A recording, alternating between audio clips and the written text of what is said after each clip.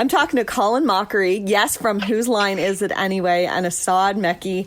You guys are going on a huge tour around Canada for now, but you're going to trickle into the States a bit with HYPROV. Now, whose brainchild was this to put being hypnotized and improv together? I actually reached out to Colin's management through his website and outlined the idea, hypnosis and improv together on stage. Colin's longtime manager, Jeff Andrews, got back to me right away and thought, wow, this is something phenomenal to try out, I should say.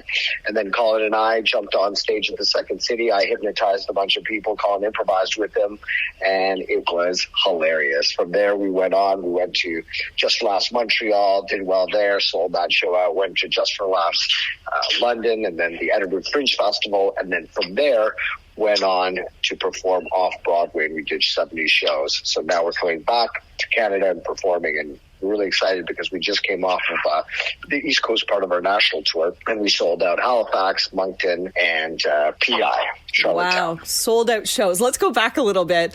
You said that you guys just jumped on stage, so you weren't able to practice for this because you get people up, hypnotize them, and then Colin, you do the improv with the people that are hypnotized? Yeah, and we didn't actually practice. The first time we did the show was the first time we did the show. So we weren't even sure whether this was possible. Yeah, from day one, it worked. And then we found we could actually ask more of our improvisers than we originally thought, as long as we keep the basic rules of the game simple. And we just keep trying and seeing what new things we can come up with. So have you let Asad hypnotize you? Well, listen, Dana, here's the deal. He answered my email pretty quickly, and he actually decided to come on tour with me very quickly. So you never know, Dana. You never know. Okay. Yeah, I don't trust them. You guys have been doing this now for a while. And is there one person or one reaction or action that a person has taken when they're hypnotized that has made you laugh the most that you'll never forget? There's actually been so many, because every night we have a superstar. And I mean, last night we had a guy who was great. And I would tell you a line that he said that made me laugh, but out of context, it means nothing. It was basically him going, Trina, which doesn't sound incredibly funny unless you were there and saw the context. I guess there's one that does kind of stick out. We're doing a superhero thing where I was looking for a superhero sidekick, and we got the Gibraltar Kid was auditioning to be my sidekick. We got that from the audience. So I said to him, what's your superpower? You turn into a rock, you're strong? He goes, no, I have a residency in Gibraltar. And I went, what? He said, yeah, anything happens in Gibraltar, I can take care of it. I thought, okay. I don't think a real improviser would come up with, my superpower is I have residency in the place where I stay. Right. Okay. Asad, do you have one that jumps out in your mind? Well, actually, one time a person was given the suggestion that they fallen madly in love with Colin, and they were going to propose to him. And when they proposed to him, they realized that he had a ring on his finger, and he had some choice already, because obviously Colin's married to Deb McGrath. So he had some choice words for Colin, because he thought, wait a second, I'm proposing to you, but you're already married? So that was pretty funny and entertaining. Oh, this sounds great. And so when you're choosing people, how does that work? Do you have a lot of people that come up to the stage, and are they rushing up, or do you kind of have to pick them out of the audience to bring them up? So we have a variety of different methods. At the beginning, we called for volunteers, and 20 volunteers would usually storm the stage. Then people accused us of using plants. From there, we moved on to frisbees. So we get a volunteer from the audience to throw frisbees into the audience. And then the people who grabbed the frisbees wouldn't necessarily be invited on stage. They passed off to somebody else, and that person would then come up on stage if they wanted to. So we don't actually force anybody on stage. It's all a voluntary process. So whoever wants to volunteer to be on stage can come up on stage.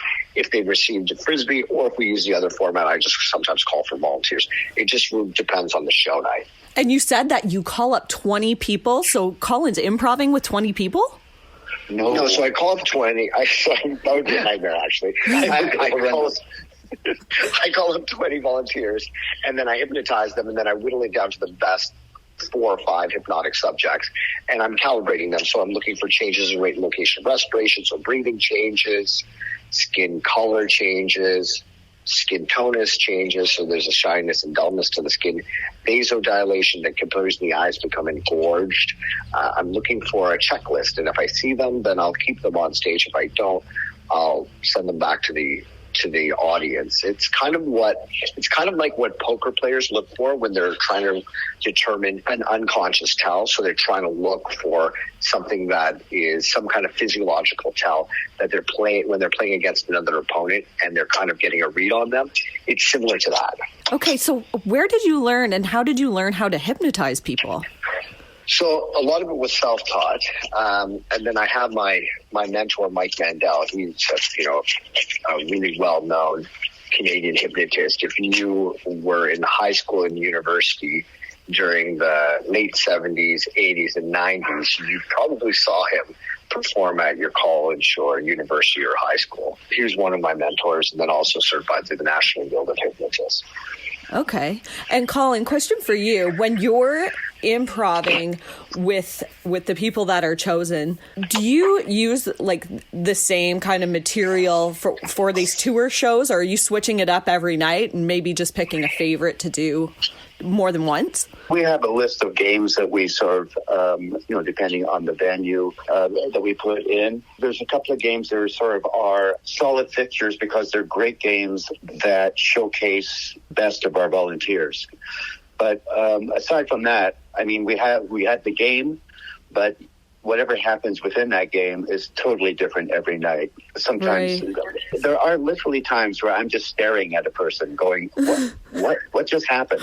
What's going through your head? Because it's kind of a subconscious thing that they're doing anyway. Like if you're asking them to make noises, you're probably wondering, like, where did you even get that noise? Yeah, it is amazing in that there's no lag time. So, even with professional improvisers, sometimes when something's thrown at them, there'll be a little pause as they, try to come up with a justification for what you said. There's none of that with these people. They just immediately, you finish your sentence, they're right on top of it. Or they're doing whatever we've asked them to do. So it means I really have to sort of be aware and stay on my toes, listen to them. It's actually been really good for me as an improviser. Sorry, just to jump on what Colin was saying there, Dana, the part of the brain that deals with self-reflection becomes quieted when somebody's hypnotized. So they no longer reflect on their behavior. So first-time improvisers, they'll often play to the crowd, they'll hesitate, they'll try really hard to be funny. You can see them thinking about what they're going to say next. These people just respond to every single one of my suggestions without hesitation and without question, which makes for really great improv. It sounds like such a fun show, and I can't wait to see it. You guys have quite the tour coming up. It's going to be a big summer for you too. Oh yeah, we're going to keep busy, which is good. We're trying to get money for Asad's retirement fund. Oh, Asad, you're retiring soon? Freedom 55, Dana. Freedom 55. Okay, well, good luck on the tour. I know it's going to be great. You guys are pros. And of course, it's always different because you're getting different people each time. So I hope you have lots of laughs, and we'll see you on the stage. Thank you so much. Thank you so much, Dana.